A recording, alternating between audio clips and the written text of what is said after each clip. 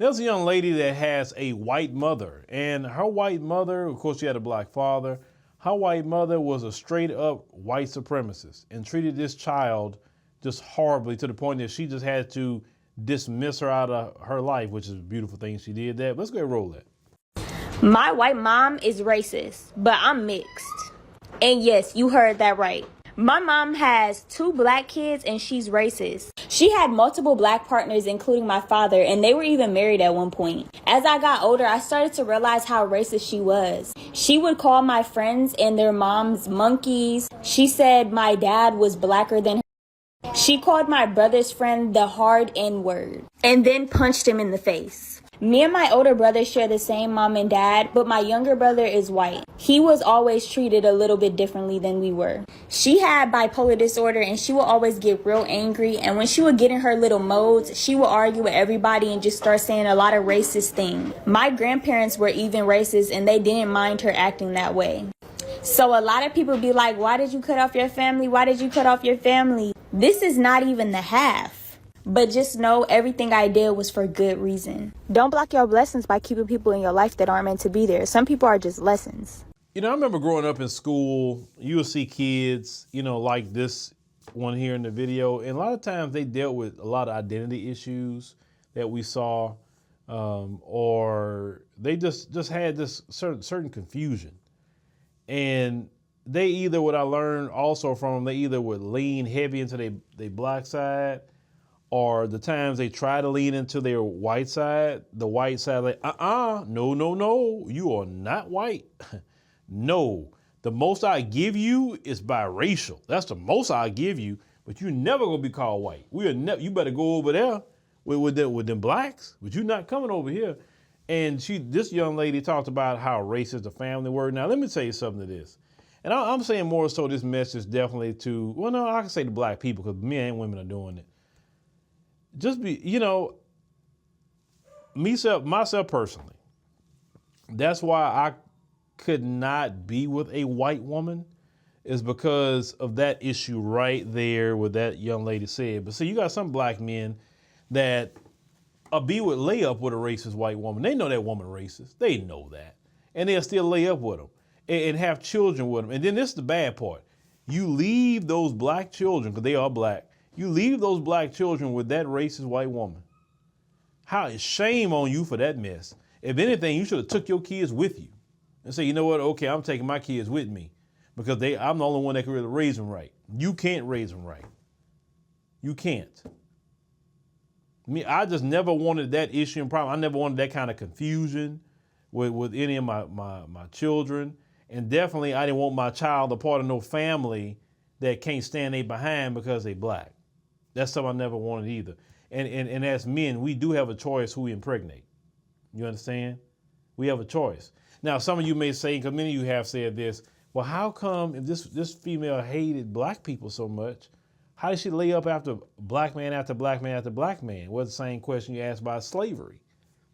How did they lay up with black people and force themselves on black people in slavery? The male and the female forced themselves on during slavery. We were slaves and they could supposedly hate us, but yet they want to keep sleeping with us. It's the same thing. They lay down, they get their rocks off, and then they get right up out that bed and practice racism and white supremacy. And just keeping it all the way 100 with y'all. That's how it is. So, everybody laugh at Dr. Umar and all that situation. And some of that is funny how he's kind of memed himself, especially on TikTok. But reality speaking, and I said this in the podcast, live stream, before. I said, look, if God himself told you, you can have all the women in the world you want to, just leave that one alone. Some of y'all will be mad about that, right? You say, well, you got billions over here, but you want to fool with this one? Now, am I saying all of them are that way? No, I would never indict all people of one way.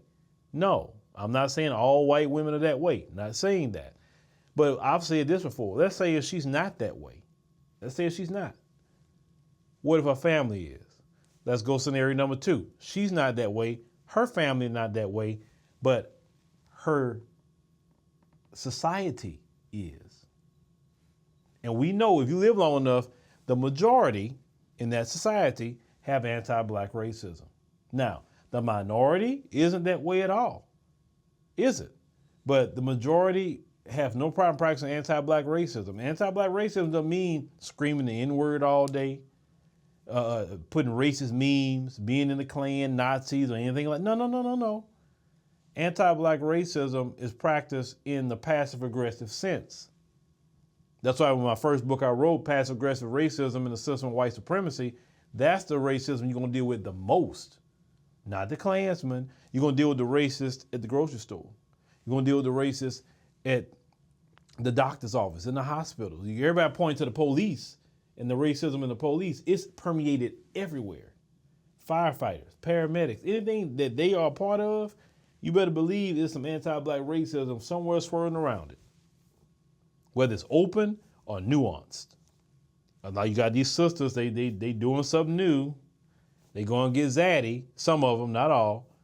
And then a lot of them finding out the hard way that zaddy was an anti-black racist too. Calling them the N-word and they get mad. Abandoning those children that they have with them. That's happening to black women too. But a lot of them don't like to talk about that. I've covered stories where zaddies out here doing heinous crimes to sisters. Heinous. Now, of course, at the end of the day, do what you do. Do what you do.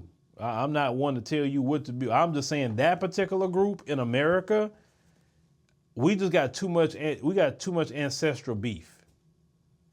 For me personally, too much ancestral beef to say you can just throw all that away and go lay up with them. I don't think but that's my personal opinion. You may not feel that way, but that's my personal opinion. Because a lot of you are individualistic. You don't look at your group. You don't look at your ancestors. You don't look at any of that. You don't. My thing is, how can you even, as a black man, you dealing with racism, how do you come home and tell her about it? She can't really relate to that part of it. Or you may even offend her by certain things you may say. See, that's the type of things that they don't talk about in these particular relationships, right? But at the end of the day, once again, do you. If it's not you, if it's not your relationship, if you've never been that way, you've been married 10, 20, 30 years, you didn't support every black cause because you say my children are black, so I gotta support them, then you're definitely not the people I'm talking about. But people that with children like this, they get traumatized with races as a parent. We gotta think about it a little bit before we procreate with people, folks.